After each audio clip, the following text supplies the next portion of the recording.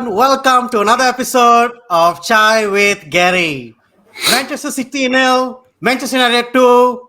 Ole has school Pep once again. At the Etihad. At the Etihad. Good. Man, Okay. yeah. Look, Tell me. tell me your thoughts going to this game. Look, man, I had absolutely zero hope of getting anything from the game. And we've discussed this in length as well. So if you watch back our videos, guys, Girish and I were talking about, how skeptical we were about this game. And all we could hope was for a draw. City were 21 games unbeaten. They're around 20 games unbeaten, let's say. Hey, dude, wait 1 second.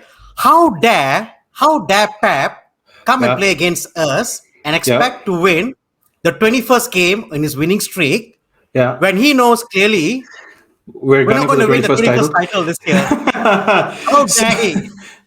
Shame on you, Pep. Shame on you. Exactly. Look, man, to be honest, City had a fantastic run starting November time, right? October, November time. I think that's when they locked on. And amidst the injuries that they had as well, the squad depth is so much that, it's just unbelievable the run they had, right? Look at the bench. Laporte is there on the bench. Foden's on the bench. Man, Foden's on the bench. I think that was one of the biggest mistakes that he'd made. To be honest, we're getting ahead of ourselves. So prior to the game, we both said a draw would be the ideal result. Now, what happened in the background is Leicester goes and wins its game and are not sitting on the it's sitting like 2 points above us, and we had to win this game to get back to the second. So this was a situation before the game. I had zero hope, Gary. Zero hope. And look, considering the run of form that we had going into this game, where we'd gone almost 4 hours without scoring a goal, it just didn't. This is what Solskjaer does, right? He's just got this knack of getting the result when the whole world's against him. He's just got that. I don't know what it is. Look, man, this is what frustrates me about United now, right? Okay, again, we're getting ahead of ourselves. So before the game, this was my thought. Right. Okay. Then I said the only thing that could have changed our fortunes if he would have played, or if he would have changed things a little bit in the formation, but he didn't. I think even when the formations dropped, I was like, Dan James on the right, what the fuck is he thinking about? I expected McTominay and Fred to start. That was no surprise. Martial, I didn't know if he was going to start because there was, up until the end, there was a little bit of a dilemma with his injury and stuff like that. Solskjaer came out and even said, Luke Shaw was a doubt. Yeah, we would have been scraping the bottom of the barrel as far as absolutely as far as the squad goes, right? So when I read the team sheet, I'm like, okay, the back four is the back four. He didn't have the balls to pay by. That's fine. Henderson's playing instead of De Gea. We know De Gea is going on having a kid, but that's okay. Then we expected the midfield, the three stooges in midfield, and Bruno, Fred, and McTominay. And then, well, what was surprising was I would have expected Greenwood to start on the right, but Dan James got ahead, which I was quite disappointed. Rashford starts on the left. I mean, that was pretty obvious. Obvious. And I thought Cavani would make the cut rather than Martial, but I think he's injured or there's a niggle. So my hypothesis is he's injured. But when I saw the lineup, right, I was like, okay, you know what? It's not the best, but it's best for a 0-0 draw. That's what I thought. Mm-hmm. So McTominay was doing his thing, was breaking up play in midfield. Fred was there doing his thing. I think overall, we kind of control the midfield there. Well, look, man, I think there were... When the game started, I think the first 5 minutes, I think we just went gung-ho with the attacking play. I think that's what happened in the first 5 minutes. I think it set the tone. And lucky we were to get the penalty. And Martial, to be quite honest, shout out to him. He had a fantastic game. But what quite happened was I didn't expect them to start as bright as they did. There were a couple of things I think City did poorly. I think De Bruyne had a pretty average game, which kind of helped us. And Fred, for some reason, was breaking up play better than he always does. But still, he wasn't able to find good passes through, right? Yeah. So that's always been his kind of weak link in his game. So once we got that goal, I think City came at us, and that's the recipe where we kind of come into our own. Yeah. I think we'll find a little more space. You always expect City to come at you. The fact that we got that early goal kind of helped our cause a bit more, because then 100%. you kind of push them a lot more. Correct. City is not going to sit back at home and then City's not going to sit back at home and say, you know what, oh shit, you know what, we'll construct play, we'll play it easy. There's bloody 89 minutes of the game left after we scored the penalty. City is going to come at you. City has the quality to come at you. They have to. I mean, and the first goal, I guess the penalty rather, pretty clear decision as far as you're concerned. 100%. Yeah. Dude, I think it was pretty. Jesus is bloody useless, man. That guy, he can't lost the front. ball. He can't even defend at the back. Bloody useless player. Correct. I think what led to the goal was his desire to win back the ball that he'd lost in the first place, right? That's what came through. It came down to that. And what kind of encouraged that situation was Martial taking on a few people and being a little he had a bit sea of blue around him. He was surrounded by City players. There was no need for Jesus to go in there because Martial was not going anyway. Correct. But look, thankfully, carelessness kind of paid off. Exactly. And Bruno does what he does best in terms of putting the ball away. There was no doubt, except for the fact that it was close. The keeper chose the right way, and it did. Got a hand to it. Yeah, I shat my pants when he just went the right way. But anyway, so it was 1-0. But what happened post that as well was there were careless touches with City defenders at the back, which gave us the ball. Cancelo had a moment of madness where he was trying to dribble out of the box. And exactly right. If Luke Shaw, that ball was on Luke Shaw's left foot, I think it would have been 2-0 then. 100%. Yeah. And look, Rashford started off brightly as well, but then he kind of started fading away through the game, and he unfortunately was injured. I don't know what the update of this injury was, but dude. I mean, the first 10 minutes set up the tone for the game. The next, we kind of did everything right post to make sure we control the game. And dude, I tell you what, Luke Shaw is a fucking different animal, dude. I don't know. Dude, before you go there, I want to analyze that second goal a bit more. Right? The second goal is something I've not seen United do the whole of this season. Okay, basically, it starts off in goal. Henderson's basically had a massive punt. He's thrown the ball to Luke Shaw. Luke Shaw has just basically got 3 or 4 players to run across. Passes it off to Rashford. Rashford passes it back to Luke Shaw. And Luke Shaw, out of nowhere, places the ball like in the bottom corner. Look, I think there was a bit of luck. Let's accept that. But you don't get you make your own luck. So let's move past it. Which part of that was lucky to you? Dude, I think it went through a sea of players, dude. I don't think he planned to put it between 4 people. That's what I'm saying. Okay. Okay, fair enough. But if he had deflected, it could have maybe gone in the other way, right? Correct. So there's he's put the ball through a sea of players, right? But the intention was there. He knew where he was going to place the ball. Correct. And as far as I'm concerned anyway, Luke Shaw has just become a beast now. Absolutely. This season, there's no better left back in the Premier League as far as I'm concerned. That's true. His distribution, his attacking play, his defensive play, and it all coincides with Telles' arrival at the club. Absolutely. Yeah. Do you think there's correlation between Telles coming here and Luke Shaw picking up his game because, there's competition now at left back? Yes, and I think there are 2 contributing factors, Gary, to Luke Shaw's performance. First things first, I think he's been relatively injury-free. So he's basically had a run of few games where he's played enough over the last, let's say, 2 seasons. He's played enough without getting injured that he's now has developed those skills across those games, right? Yeah. So match prep, match sharpness, whatever you want to call it. I think he's used to that. And this is what he didn't have previously. Yeah. Second, there was the bit of time where Jose didn't trust him at all. Yeah. And he just ruined his career and shattered his confidence.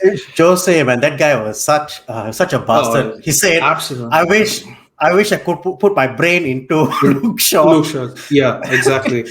Dude, what? He's your own player. Why would you say that? What? Exactly the right. hell?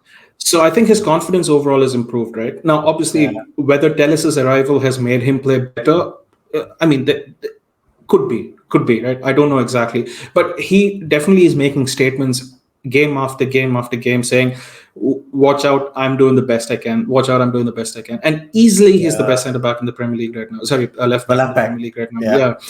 What is also aided is his delivery into the box, and two people especially have made it possible for him to get those assists. In terms of Bruno making those runs and in terms of Cavani making those runs, I think that has aided him to kind of, the advantage that we have, or the sharpness of Bruno and Cavani, makes a slightly bad ball even good. That's the talent that these guys have, right? And so that's kind of it's kind of come together. The problem we had before is Martial and Rashford are not the kind of number nines or something like that they would go attack the ball and make those sneaky runs and stuff like that. They're not target man.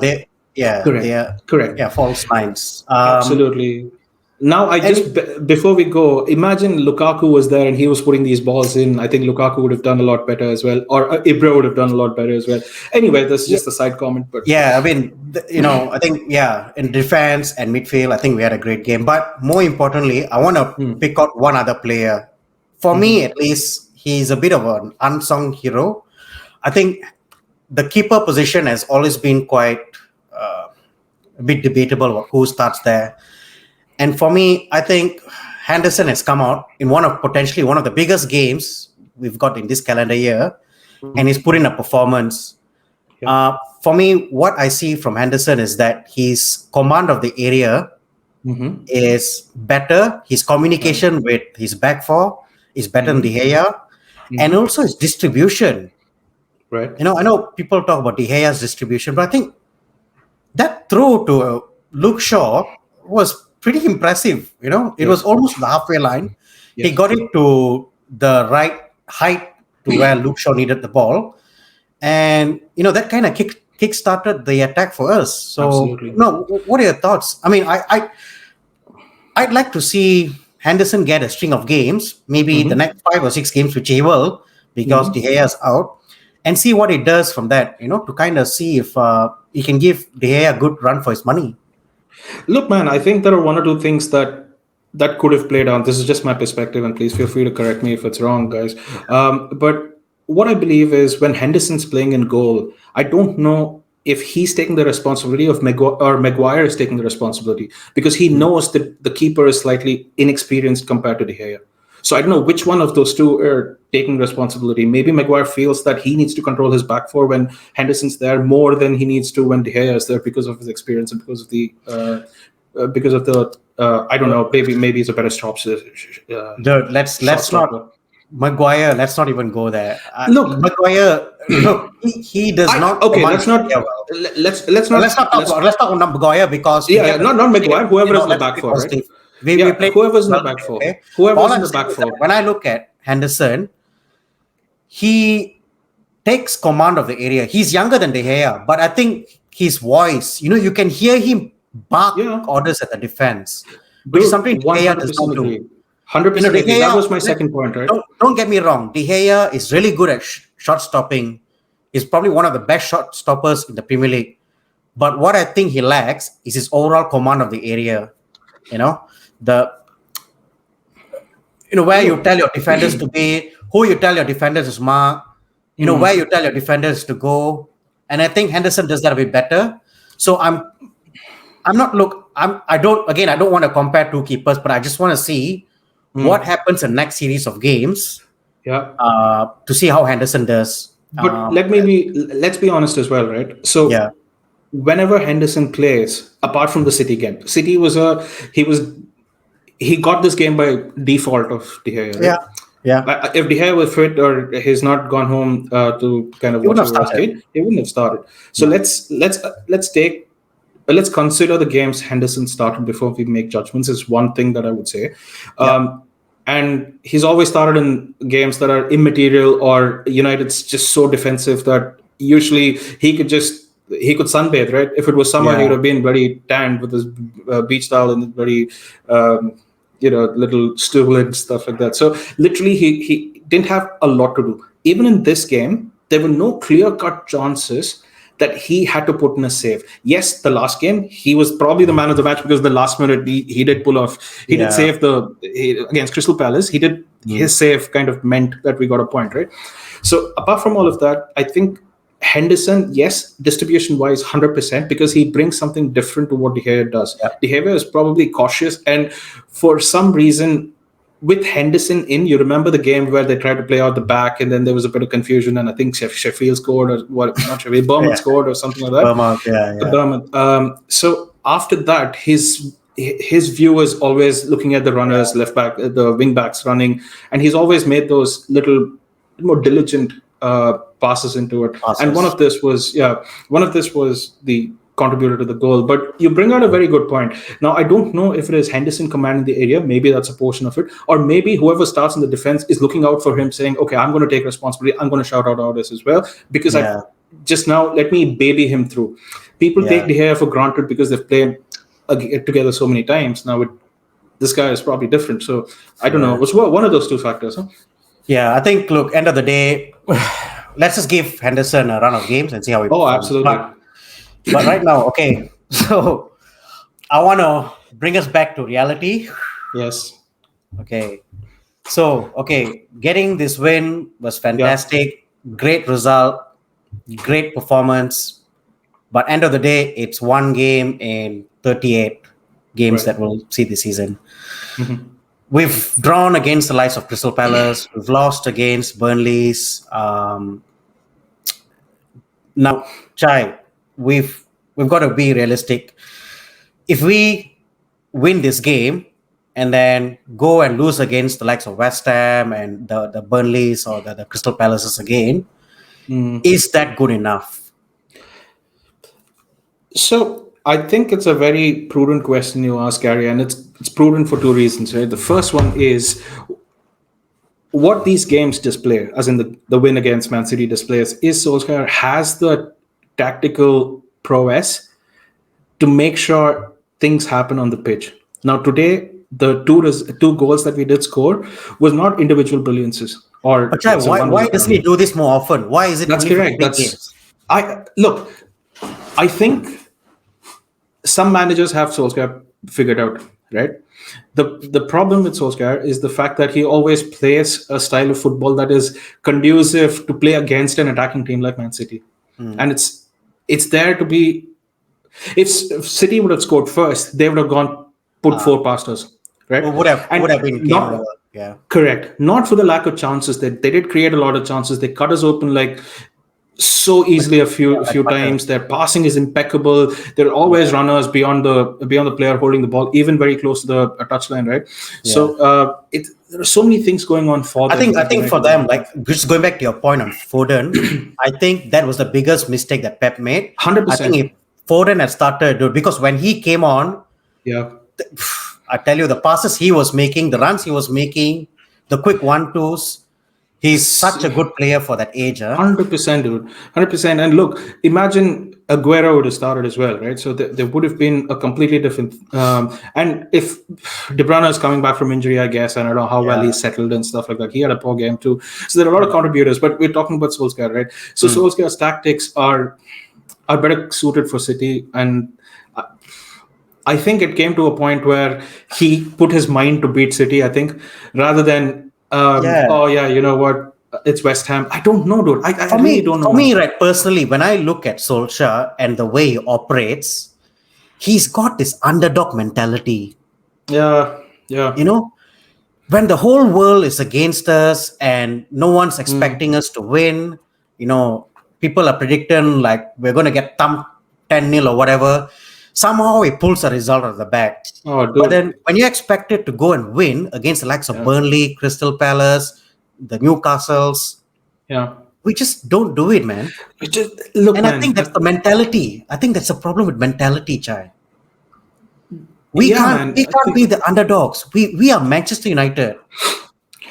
Look, dude, Gary, there's it's an excellent point that you brought out. But let me talk about in line with all of this. He played Dan James today, which probably was a trump card, right? Dan James had a fantastic game and Yeah, he played really well. He fantastic. was very clever, and it was kind of made for Dan James, I guess, this game in terms of space and when he was running and kind of what do you call pushing for the ball even in his own half. So he was pressing, right? Now, the same Dan James, if you play him against Crystal Palace, which did happen after but he came on for Cavani. So stuff like that, I don't understand. So Cavani's been screaming for a ball to kind of run into for 75 minutes of the game. You don't have a winger to provide that ball. Then you bring in Dan James for the guy who would probably potentially score that goal. So these are the stuff that I think Solskjaer is also on a learning curve, right? These are the fundamental the problems that I have with Solskjaer, and on why I don't think he's going to be there for the long term. Because you can't. Okay, there are probably 6 top teams there, but there's like 14 other teams that you've got to beat, right? Absolutely. The teams that you should be beating. Correct. And if you can't beat those teams, then man, you look back. We've got 1 point out of 6 against Crystal Palace, right? Imagine if that we would have won all the 6 points. We would have been 5 points ahead, which means we would have been 6 points away from Chelsea. We'd still be in the City, and we'd still be in the title race. The problem I have is when teams sit back without a quality finish or a individual glory or whatever it is, we can't seem to win those games. Now the problem, I don't know whether it's Solskjaer's problem or the team other members, right? People keep playing for themselves a lot in the team as well, because the likes of Rashford and Bruno also can be a little how do I put it, selfish sometimes. yeah. I don't know how if he's going to manage to change that philosophy. I don't know, right? I really don't know. Yeah. I mean, I don't see him as a long-term thing. I really don't. Yeah. We both agree on that, and it's just a matter of time. We're just delaying the inevitable. But anyway, man, we've got AC Milan coming up, Europa League, and then West Ham, and then another Europa League fixture. So when do we play Leicester in the Cup? I don't even know. I think it's just before the international break. Yeah. I think we have a tough run of fixtures, Gary. It's just we can't take the win against City and sit back, because I think the people who are fighting for the second and third positions is so close, right? Leicester breathing down our neck. See, Leicester's breathing down our neck. We've got to win the rest of our games. We have to. We have to. And look, it's been a weird season, and we keep saying that, right? It's just, and one injury here, one injury there can change the whole dynamics of the season. Yeah, exactly right. What concerns me about, we've run Rashford down to the ground, right? Basically, he's injured. God knows how long. You have to rotate your squad, Gary, and only if you trust your players will you then they'll repay you with some sort of performance on the field, like Dan James today. Right? You have to start trusting your players, and yes, it'll take some time. Some performances might not go away, and we should show some patience as well as fans. I think, regardless, we should look at it as a long-term thing. We should not look at we wasted a chance against Crystal Palace and stuff like that. But I would rather have us draw against Crystal Palace with Van de Beek on the pitch. Let's say arguments like Van de Beek and players who could develop or better United in the long run, than having the same old Fred and McTominay playing in the center and kind of lose it before even we start, right? That's my concern. Yeah, for sure. Anyway, guys, look, we have tough fixtures, Gary, coming up, and I don't know how things will shape up. It was a fantastic result today. I think everybody deserves a shout out. So happy. And to be honest, Luke Shaw I just keep hoping he'll just continue his form without getting injured. That's something that we need to look out for. But anyway, guys, look, it was a fantastic day for United. The city is red again. Manchester's always red. Always red. Our unbeaten record away from home still is intact. Great result. But you know what? If you guys enjoy the content, please do subscribe to our channel. Please do comment and like the video if you think there is something that we might have missed out on and want to communicate that in the next video, or you want to see something more out of in the next video. Until then, we'll see you after AC Milan. This is Chai with Gary.